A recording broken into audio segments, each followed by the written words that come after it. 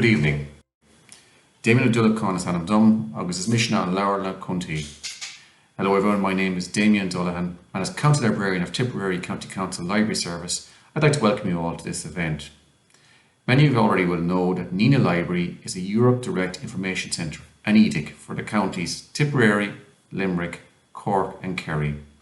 This talk, entitled Prospects for a Post-Covet Irish Economy, is quite special to us, as it's our final presentation as a Nenagh EDIC, a position we've held and a privilege it has been for the last 3.5 years. And I think it's fitting, therefore, that it be delivered by Dr. Brian Lucey of Trinity Business School. Because since Brian was our very first speaker at our very first event back in 2018, the subject then was Brexit, and while it still hasn't gone away, this evening we'll concentrate on the prospects for a post-Covid Irish economy. The COVID-19 pandemic has had a major impact in Ireland and around the world, and it's been compared to the Great Depression of the 1930s in the US, or perhaps the financial effects have been likened to the global financial crisis of 2007-2009. But exactly how bad is it?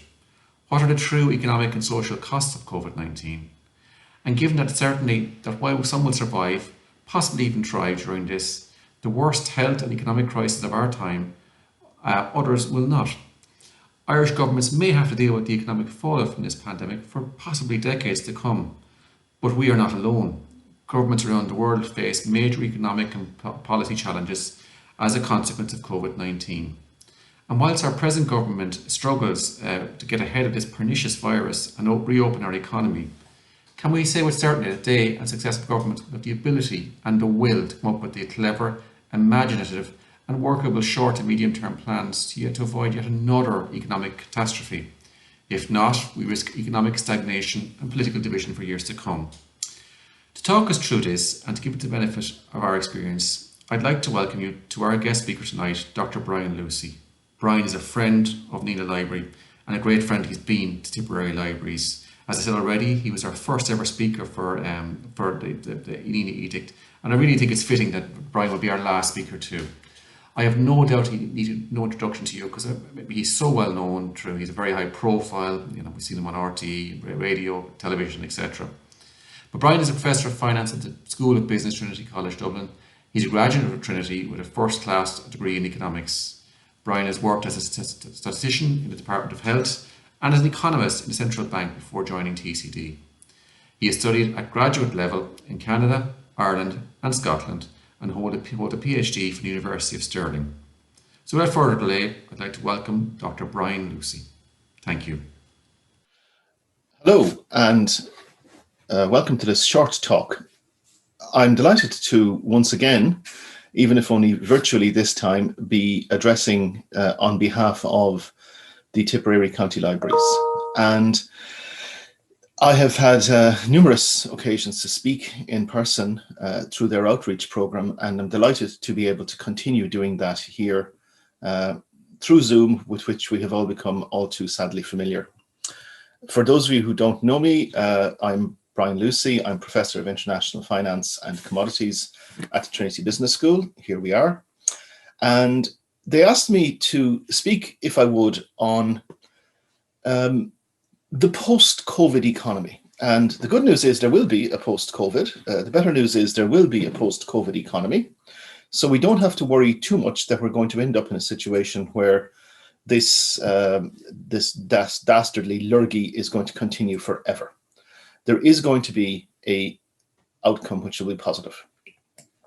So what I want to do is perhaps run through some of the, maybe to some people, rather surprising situations that the economy has found itself in, and then spend a little bit of time towards the end. I'm probably going to take maybe 15-20 minutes and talk about where we might go and how we might get there. The first thing to remember is the Irish economy is a strange beast. If you look at maps of countries by GDP, gross domestic product, which is the sum total of all value added in an economy, as it were, over the course of a year, Ireland looks incredibly wealthy. We look as though we're up there with Switzerland and Luxembourg. But those of you who've been following this story, as it were, will know that all three of those countries share a common characteristic. All three of those countries are heavily dependent on financial services, which is good because financial services are an essential part of the economy. Financial services provide us with the liquidity to do things in the real economy. But companies and banks are very adept at finding loopholes and finding ways around tax laws and finding ways to make the tax laws work for themselves. And we're all very familiar with the argument that the Irish economy, the size of it, is artificially inflated by the taxation-based activities of multinationals. Now, that is true. And government and statisticians have struggled to find a way to measure the real underlying size of the Irish economy. But at a first cut, if you cut off about 20% of the economy, you wouldn't be too far out of the ballpark. So when somebody says the Irish economy is producing GDP of $70,000 per annum, you typically measure these things internationally in dollars. If you said, well, 70 seems a lot, and it's maybe more in the mid-50s, that still puts us up with the richest economies in the world. Ireland is not a poor country. It is up to us how we decide to share and generate that wealth. But we're not a poor country, and we will not be a poor country in the foreseeable future. So that's the first thing to remember, that we are not poor, and it is up to us to decide how we will push it forward. So within that context, we then need to think about the post-COVID economy. And to get there, we have to think a little bit about, of course, the COVID economy. So what happened? What the hell just happened? What happened was an unprecedented shock. And that shock was one of these black swan things that you hear about. The Irish economy and every other economy faced into last year, 2020, in pretty decent shape. We faced into the Irish to 2020 having, so on a macro level, sorted many of the problems that were self-inflicted through the global financial crisis. Yes, there was issues around inequality, but it may surprise people to know that if you look at European Union countries, while Ireland has very high income inequality, if you measure it on a just straight up basis, on the basis of earned income, when you take into account taxation and social welfare transfers, we are amongst the most equal countries. So we came into the 2020 scenario in pretty good shape. Not saying we had everything sorted. There was an ongoing and will be an ongoing calamity in relation to housing. We still have issues around necessary 21st century infrastructure. There are issues around the adequacy of our schooling for the modern age, etc., etc. But these are problems, that are, really first world problems. We don't have to worry about clean water for the most part. We don't have to worry about electricity. We don't have to worry about health, because actually the Irish health system produces pretty good outcomes. Again, we can complain, and we should complain, and we should critique and hold up to the mirror the failings of the HSE and the failings of the health system. But, we have a functioning health system, which is pretty robust. So one of the features of pandemics that we know about is people react usually a little bit quicker than the authorities. We saw evidence that people were beginning to withdraw. They were beginning to stay at home more. Traffic was falling. They were beginning to distance themselves. They were beginning to adopt many of the policies that later became mandatory. This was more rapid in some countries than others, and has been more lasting in some countries than others. People were quite correctly very afraid of this new and scary disease. Obviously, a year later, people have had much more information, and we can or should be able to make more informed decisions on an individual and a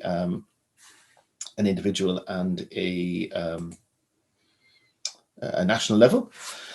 But we all remember the fear, the genuine and real fear that was there in early 2020.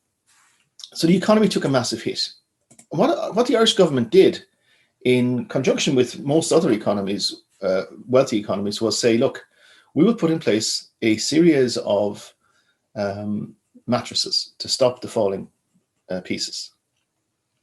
Now, Here's where the Irish economy stood up very well. Yes, we've had a horrific experience with unemployment. And if we look at the levels of unemployment, what we see is that we've got, up to maybe 30% at some stages of the economy on various forms of social welfare, as it were.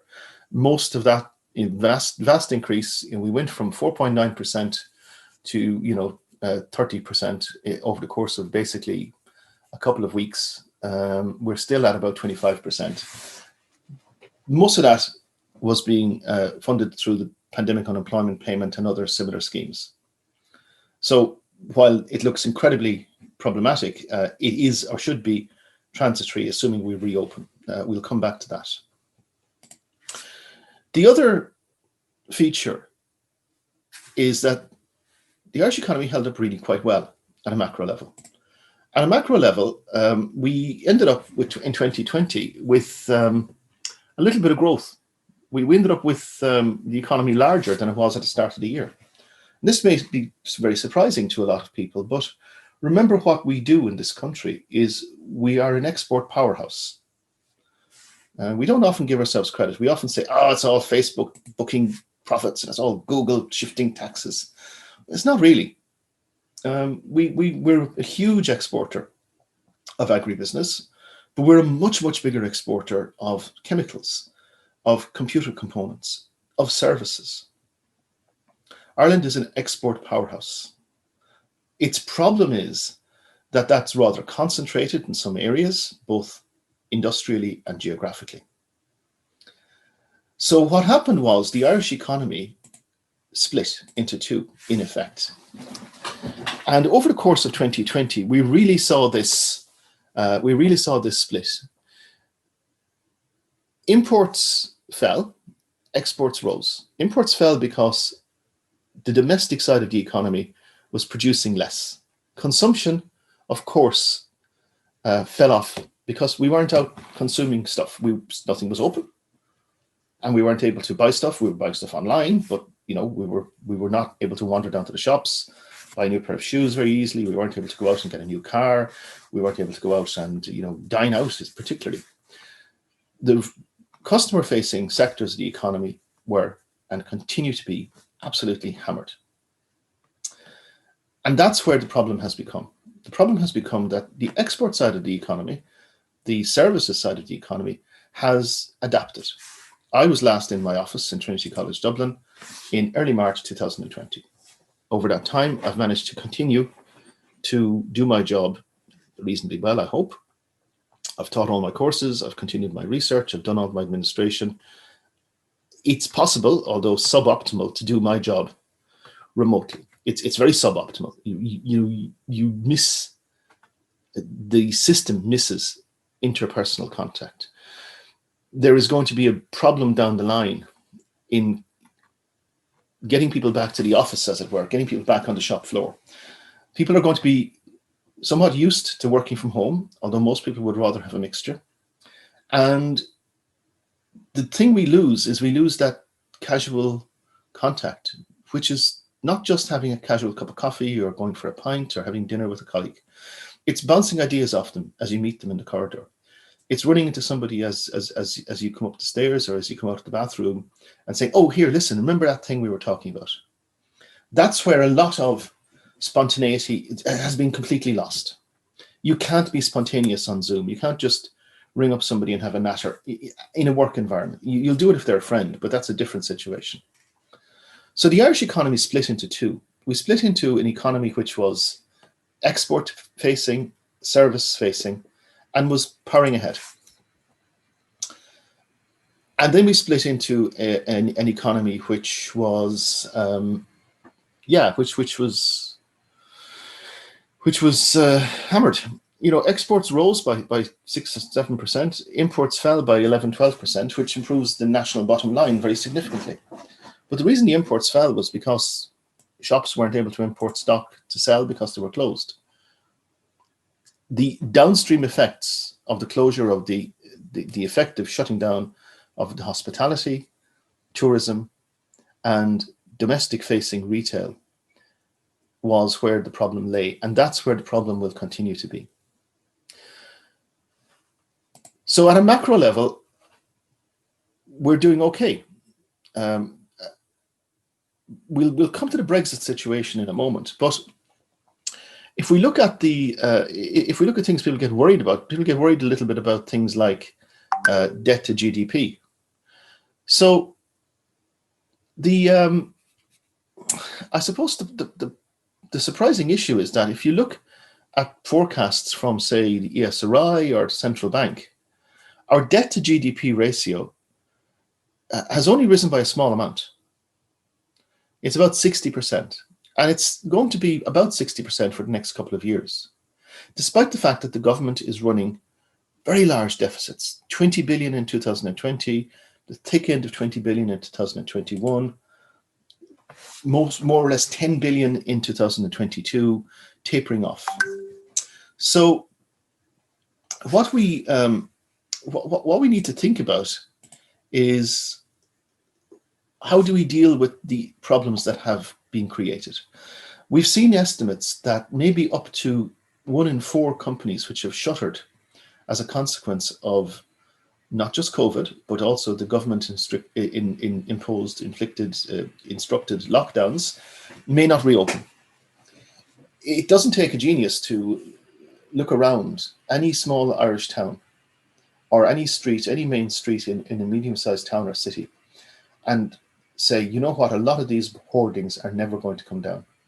We still have, in the village where I live, outside of Naas, we still have premises that were shuttered after the global financial crisis and which have never reopened. And they will be joined by other businesses. So the government face a huge difficulty. If you open up the economy too fast, without vaccines, and let's not get into the vaccine rollout issue. We all know friends and relatives in the UK and in the USA who are hale and hearty in their 20s and who are swimming in vaccines while we have no clue. That's another day's work. But any of those shops or any of those small businesses are going to face a huge problem restarting. If the government restarts too quickly, and we don't have enough people immune to either getting or passing on this disease, then we will end up back where we were at Christmas. Remember Christmas, we've now convinced ourselves on a national basis that nobody wanted to be open at Christmas and nobody wanted to be out, despite the fact that every pub and restaurant was jammed to the rafters. People are social, people will socialize. We need to ensure that we can do that, interact in a social manner in a way which doesn't reignite a fourth wave. Everybody accepts that. It's about how quickly we get there. But we have to get there over the course of the next couple of months. Take the tourism industry. The tourism industry is crippled. You cannot sustain a tourist industry such as the Irish tourist product on domestic staycations alone. We are a tourist export powerhouse. We have lots of people who come from abroad to enjoy Ireland. And they don't just come for the weather. They come for a few things. They come for the scenery, and they come for the people. When we say they come for the people, we mean they come because we are a friendly, open, welcoming lot. We'll sit down beside them in a coffee shop. We'll have a natter with them in a pub. They'll go to a fla. They'll go to a ceilidh. They'll go to a gig. They'll wander around and talk to people. You can't do that if we're in a situation where nothing is open and when people come, they can't go anywhere or do anything. So reopening the international tourist sector, which cannot be on a one-way street only. No population will wear having hordes of vaccinated Americans and English coming in when we are ourselves unable to move out. So the government face a problem with that. Then you have the domestic small businesses which have shuttered. Given that money we discovered was no longer an object, it might have been better had the government basically said, we will take on the running costs, we will take on the rent and rates, etc., of shops. This is why we have black market hairdos and people running businesses behind closed doors by phone calls, because people have to continue to try and keep themselves going. So the post-COVID economy needs to be one which arrives soon. It needs to be one which is going to be focused on two things. One is getting back to the things that made the Irish economy strong, and that's an international, open economy. We are one of the most open economies in the world. Being an open international economy means we have to be able to travel pretty freely in and out as a society. We have to be able to sell the product, both the goods and the services, to foreigners that they want to buy. And in the context of the tourism market, that revolves around opening hospitality. In the context of the downstream effects, reopening hospitality, reopening the small businesses, that the shops, the bookshops, etc., needs to be done in a manner which is sensible. It has always struck me as quite bizarre that I can go into the local shopping centre, I can buy books and stationery in Tesco, and right opposite it is a bookshop and stationer which is closed. This never made any sense to me. The blanket approach that the government have taken may have been necessary last year. I don't think it's necessary now. Personally, I think that we need to have much more rigorous enforcement of ventilation and numbers, and let people open and then come down like the hammer of Thor if they abuse that. But this has to be done because all of these businesses have significant multiplier effects. The euro you spend in the pub, the euro you spend in the small restaurant, in the coffee shop, the euro you spend, buying a pair of, frivolous shoes, or getting a nice jacket, or going to purchase, a set of an additional set of trousers. That is not just money that you spend to the shopkeeper. That money flows out to the people working in the shop, and they themselves spend that money on other activities. So restarting that activity is essential. But it also provides us with an opportunity. This, is a bit of a reset. The biggest problem we face in the Irish economy, in the Irish society, is probably going to be still around housing. And we have effectively stopped building houses over the last 9 months. That is piling further problems on an existing problematic market. Everybody knows what the problems are in relation to housing. Everybody knows what the envelope of solutions are, and no government has seemed to have a way to deal with it, which is rather surprising, as it would strike me as being the most surefire way, short of pouring vaccines from helicopters, to get re-elected would be to sort out the housing problem. Without reasonably priced housing, we cannot expect people to move into the cities. And like it or not, the cities are where economic dynamism is happening. Nor can we expect people to move into small and medium-sized towns if they cannot access the modern world. And that means broadband. Broadband means 100 megabytes plus per second broadband. It is quite ludicrous that we could end up with Elon Musk providing faster broadband through satellites on his way to Mars than we have through the Irish economy. Like draining the Shannon and reuniting Ireland, rolling out a proper national broadband is one of these long-fingered exercises that has never been sorted. We have shown that we can do an awful lot more things in a disparate way. There's absolutely no reason why, in principle, if we sort out broadband and housing, you couldn't have professors of finance or financial managers or graphic designers living in Thurles or Bohola or Carrigaholt or Portmagee with proper broadband, with adequate services, and then if they need to, for a couple of days a week, commuting to Limerick or Galway or Cork or Dublin, in the knowledge that they were able to stay somewhere, maybe even, have a small apartment or be able to get a reasonably priced hotel or B&B offering for, Tuesday, Wednesday night, and then go home back to where they want to live. Because we have the opportunity, if we can grasp it, to restructure how we run as a society through the ability to restructure our economy. That's the challenge that faces successive Irish governments of whatever stripe. Allowing people to take the good things that have come from this pandemic, and there have been good things. We've shown ourselves to be resilient. We've shown ourselves to be able to work in a different way. To allow the Irish economy to restart in a safe manner, in a manner which is more society and family friendly. But that will require tackling the two big draining the Shannon problems: adequate and fast broadband, adequate and cheap housing and housing stock. A government that gets that right is a government that would deservedly be re-elected and praised to the hilt. Whether we will get that or not is a political issue into which I'm not going to go. So to summarize, the Irish economy held up remarkably well throughout COVID.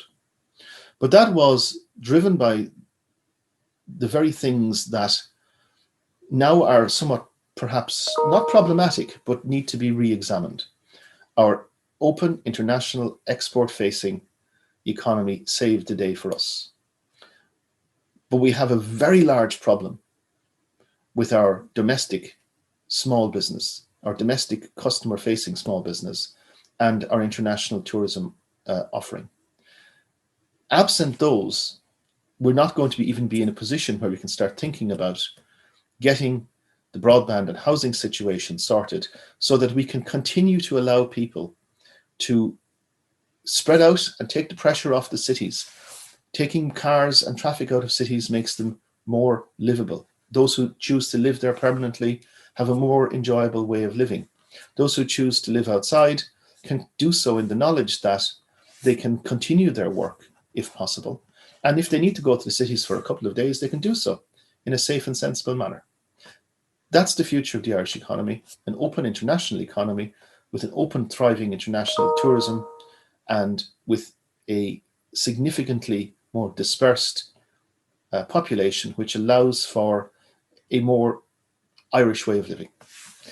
Thank you very much indeed, and looking forward to seeing everybody in real life, IRL, as the kids say. Thank you very much indeed. Thank you, Brian, for a most interesting and engaging talk on this subject, the issue of post-COVID Irish economy. Our time as an EU Direct Information Centre has come to an end, and it's only right that we take this opportunity to acknowledge and thank those who helped us over the past 3.5 years. Our role as an EDIC has involved a number of different functions, all of which we enjoyed once we got the hang of them, advising members of the public on where to get answers to their queries and providing resources to teachers on the European Union has always been worthwhile. Again, in supporting young people in their search for employment through partnering with our local ETBs, LEOs and Euro desk colleagues, we hope we've been some support to those seeking employment.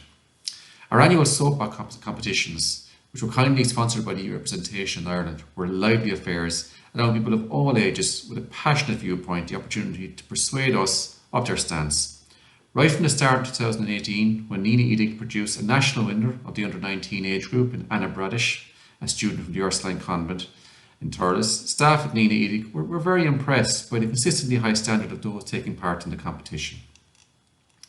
Nenagh EDIC has always sought to engage with members of the public of the counties of Tipperary, Limerick, Cork and Kerry to give you, the citizens, the opportunity to question and discuss with experts a range of issues affecting all of our lives, to inform as we did in the run-up to the European elections in 2019, and to allow for discussion and the exchange of opinion on topics as varied as climate change, Brexit, the future of Irish farming, the EU and its relevance in Irish life, the challenges facing democracy in Europe today, Europe in the digital age, the list goes on. All important subjects, and they were all crucial questions of the day, and all of interest to the Irish public who attended our talks, engaged with our speakers, asked the questions and gave their opinions. Undoubtedly those gave us the most satisfaction, and we hope that the EU representation were happy also. They did pay our audience one time a compliment and described them as a tough but fair crew. And I thought that was a good description, an honest description. The success of our stint as an edict has depended on many things. With our talks, we've been very fortunate to have at our disposal the best experts in their fields, joining us from all sectors of Irish society, academia, business communities, government agency, media analysts and journalists. And they all brought with them their own expertise and their experience in these fields. People such as Dr. Mary Murphy of UCC, Dr. Cara Ostenberg of UCD, Patrick Reedy of UL, Dr. Michael Balakai at the Department of Housing, Local Government and Heritage, Thomas Ryan, former Senior Policy Executive at the Irish Farmers Association, the late Noel Whelan, and that was a privilege to listen to him speak. He was absolutely outstanding. All attended talks and citizens' dialogues in Nenagh Library and later during the 2021 and joined us online. Members of local business communities and local government agencies took part in panel discussions, and they were often the linchpin of a particularly successful citizens' dialogue. For example, now I'm thinking of Paul Kenny, who's the CEO of Tipperary Energy Agency, Greg Allen of the Temple Dairy Wind Farm Project, Conor Ryan, the CEO of Arabon's Creamery, and last but not least, Claude Kavanagh, MD of Abbey Machinery here in Nenagh. Their local viewpoint in a global context was very welcome. But I suppose there are two speakers in particular that we would like to acknowledge and thank most sincerely, although it's always dangerous to single out single people, but we must mention two. That's Professor Stephen Kinsella of UL and Professor Brian Lucey of Trinity School of Business for their constant support of the Nenagh Edict. And by that I mean on a more than one occasion that they would be approaching to speak on a subject, they were unfailingly kind and supportive and gave freely of their time. And I think it's fitting that Brian gave the final talk tonight. And I'd like to have a special word of thanks for Brian, who came through for us again tonight. You know, being a member of Nenagh EDIC has opened our eyes to the challenges of sourcing speakers, and both Brian and Stephen made our lives easier here in the last 3 years. We'd also like to thank the EC reps and EU Commission reps in Ireland for their support throughout the years. Jerry Kiley, the former head of representation, has spoken on a number of occasions in Nenagh. A tip man Jerry is, and he was always very welcome here and always will be. I'd also like to thank Jonathan Claridge. Jonathan's the head of communications at the representation, for his unstinting advice and support to sourcing speakers. Jonathan was a great help. He's a very nice person and very decent to deal with. There are so many other people that we're indebted to for making our tenure as an edict a success. These include our moderators for the different debates, local journalists and radio presenters like Iva Pocock and Mary-Ann Vaughan, Jim Finn and Fran Curry of Tip FM, and they've all been so supportive of our event. Those who gave their time to judge our soapbox competitions, local members of the community who are happy to support them. They know who they are and we are very grateful to them. We would also like to thank our online partners. That's been a real learning curve for us and it's been made easier by our technological partners such as A-Live Productions. And I'd like to thank Anton and his team for ensuring that our online events ran so smoothly.